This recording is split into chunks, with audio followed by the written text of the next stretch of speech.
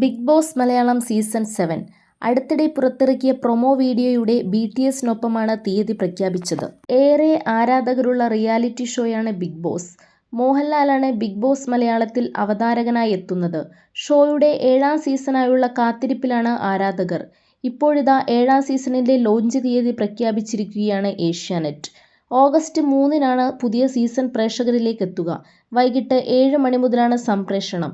ഏഷ്യാനെറ്റിലും Jio ഹോട്ട്സ്റ്റാറിലും show കാണാനാകും. അടുത്തിടെ പുറത്തിറക്കിയ പ്രൊമോ വീഡിയോയുടെ പിന്നാമ്പുറ കാഴ്ചകൾക്കൊപ്പമാണ് തീയതി പ്രഖ്യാപിച്ചത്. ഇത്തവണ അവതാരകനായി മോഹൻലാൽ എത്തില്ലെന്ന അഭ്യൂഹങ്ങൾ നേരത്തെ പ്രചരിച്ചിരുന്നു.